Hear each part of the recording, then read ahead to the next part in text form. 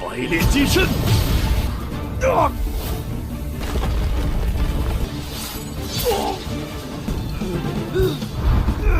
传送阵，世界联系的大阵，继续。没了。此刻火通天被杀，必死！哪敢接下这等买卖？雷山门。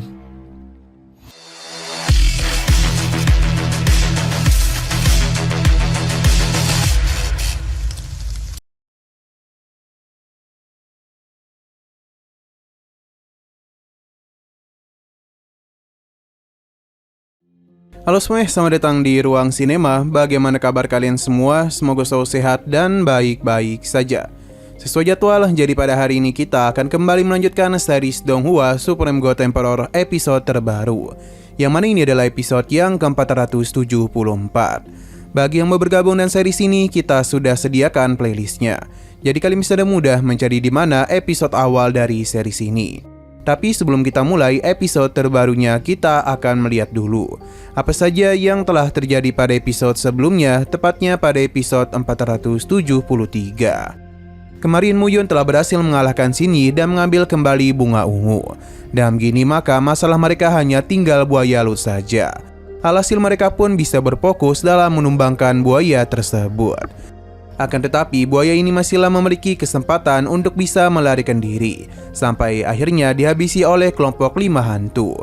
Tanpa banyak basa-basi, pemimpin 5 hantu meminta Muyun untuk datang kepadanya, karena mereka harus membalas apa yang telah dia perbuat sebelumnya. Akan tetapi Muyun memberitahu kalau yang melakukan hal itu adalah orang-orang yang telah mengikuti mereka. Melihat sebuah celah, Muyun langsung saja menghabisi salah satu pria di sana.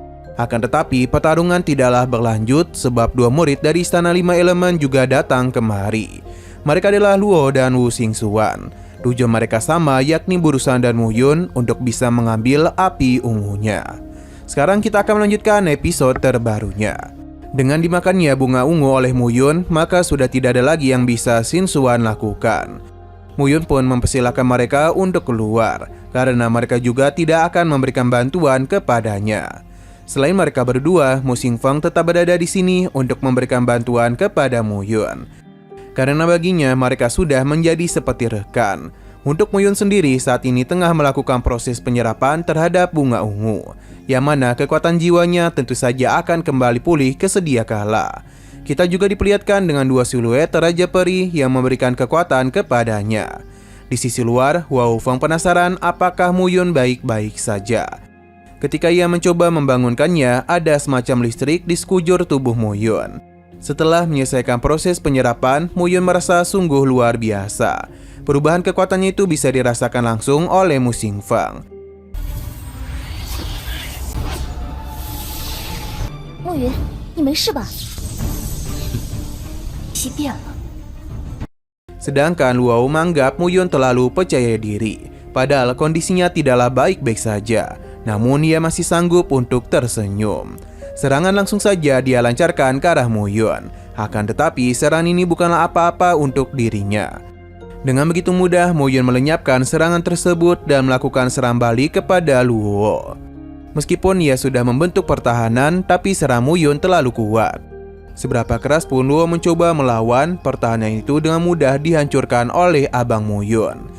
Tidak berhenti sampai di situ, Muyun langsung saja melancarkan serangan lanjutan untuk bisa menghabisi Luo dalam satu kali serangan saja. Bahkan tubuh fisiknya itu langsung Muyun bakar dengan api surgawinya.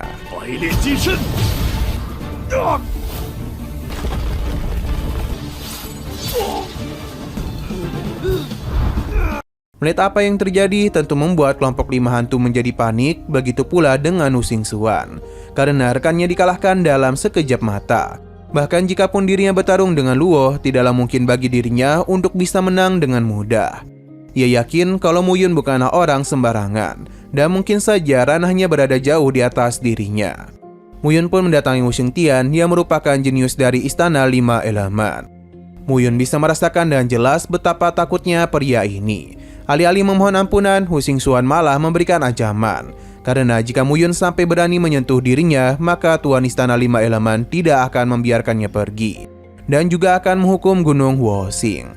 Tapi Muyun tidak terlalu peduli dan langsung saja menamparnya.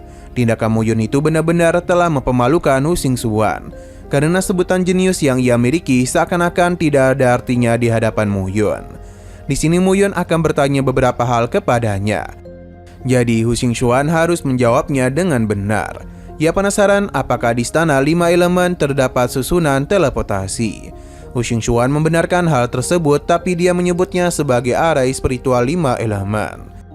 Di istana terdapat sebuah formasi besar yang menghubungkan dunia ini ke dunia kecil lainnya. Di seluruh dunia kecil 5 elemen, hanya istana mereka saja yang memiliki formasi tersebut. Wu Xingxuan menanyakan apakah ada hal lain yang ingin Muyun tanyakan kepadanya, karena dia berjanji akan menjawab semuanya. Tapi Muyun sepertinya sudah tidak membutuhkan Wu Xingxuan, jadi pada saat jugalah dia langsung menghabisinya dalam 1 kali serangan saja. 传送阵，世界联系的大阵，继续。没了。 Tindakan itu telah mewujudkan Hua Hufeng dan juga Mu Xingpeng.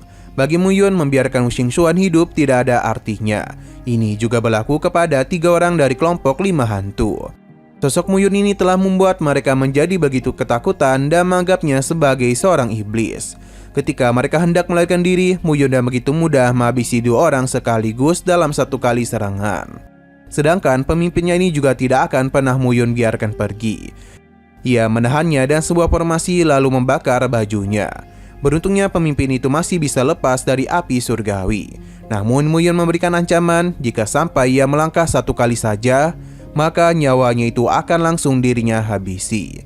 Alhasil ini pun membuatnya tidak bisa pergi kemana-mana dan hanya pasrah sambil memohon ampunan kepada Muyun.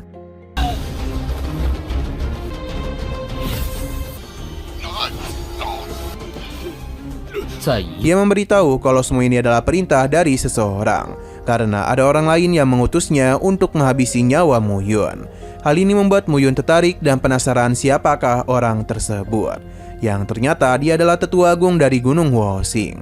Mereka telah saling bekerjasama dengan Huo Guyi selama bertahun-tahun. Dan tugas ini juga telah diberikan olehnya untuk membalaskan dendam kematian cucunya kepada Muyun. Kematian dari Huo Tongtian telah membuat marah Huo Guyi, jadi dia akan melakukan segala cara untuk bisa memastikan Muyun mati di luar Gunung Huoxing.